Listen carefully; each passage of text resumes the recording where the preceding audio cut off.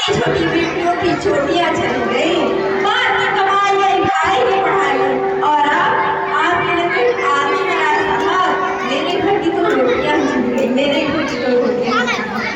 वाले हालात पैदा हो जाने के बावजूद भी एक माँ अपने बेटे को शहर में भेज देती थी दुश्मनों की धज्जियां उड़ा देने के लिए, और उसे पत्र लिखकर ये भेजा करती थी कि अम्मा ने पत्र लिखा है, पुत्र मेरे ना घबरा जाना, एक इंच भी पीछे ना हटना, चाहे इंच इंच कट जाना, चाहे इंच इंच कट जाना। इस तरह पूरा परिवार देशभक्ति स्थापित कर रहा होता था, तब देश बलिदान मांगता था, तब देश मर जाने को कहता था, मिट जाने को कहता था, फांसी चढ़ जाने को कहता था, किंतु आज देश मर जाने को नहीं कहता, मिट जाने को नहीं कहता, फांसी चढ़ जाने को नहीं कहता, बल्कि मेरे विचारों से यदि कोई व्यक्ति अपना काम पूरी ईमानदारी, पूरी मेहनत और पूरी लगन के साथ करे ना, वही सच्चा देशभक्त होता है। और यदि आप कहेंगे ना साल में 2 बार हाथ में तिरंगा लेने का देशभक्ति है, तो मैं पूछना चाहती हूँ कि फुटपाथ में रहने वाला वो बच्चा जो नंगे पांव ट्रैफिक के बीच में हाथ में तिरंगा लिए बेच रहा होता था, क्या ये उसकी देशभक्ति है? क्या ये उसकी देशभक्ति है? जी नहीं, ये उसकी देशभक्ति नहीं, उसके पेट की भूख की शक्ति है जो उसे ऐसा करने पर मजबूर करती है, क्योंकि ना मस्जिद को जानते हैं ना शिवालयों को जानते हैं, जो पेट के भूखे होते हैं ना वो सिर्फ भोजन करने वालों को जानते हैं, वो सिर्फ और सिर्फ भोजन करने वालों को जानते हैं, वो सिर्फ और सिर्फ भोजन करने वालों को जानते हैं। हमारे देश, अपने समाज, अपने परिवार के लिए समर्पण का भाव है देशभक्ति। हर देशद्रोही के जीवन में आने वाला तूफान है हमारी देशभक्ति, ताकि हर देशद्रोही ये समझ सके अगर तू परिंदा है तो आसमान पे रहे, अगर तू परिंदा है तो आसमान पे रहे, भाईचारे से रहना है तो रह जमीन पर, वरना ये कब्र भी तेरे है और कब्रिस्तान भी। और हमारा राष्ट्र निर्माण तब तक संभव नहीं होगा जब तक इस देश में ना महिलाओं की पूजा नहीं, उनकी इज्जत की जाए, जब तक इस देश में महिलाओं की पूजा नहीं, उनकी इज्जत की जाएगी। हमारा राष्ट्र निर्माण तब तक संभव नहीं होगा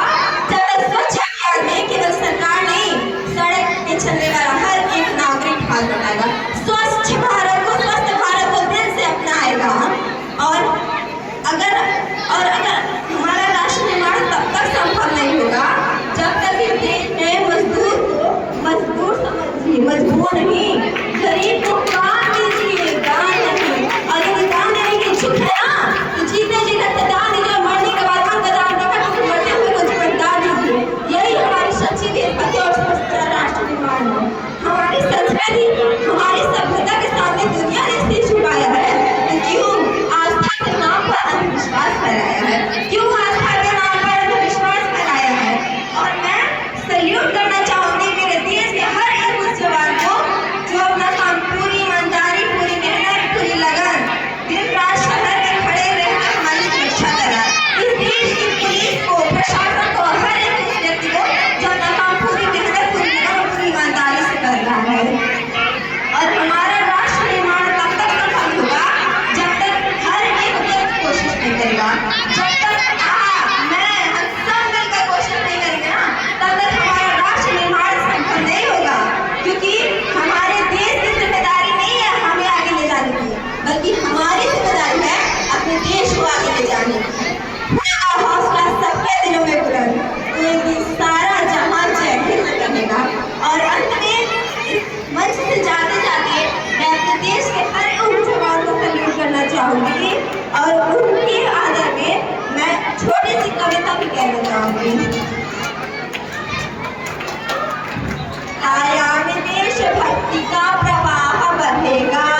साहस से साजिशों का हर दुर्ग ढहेगा,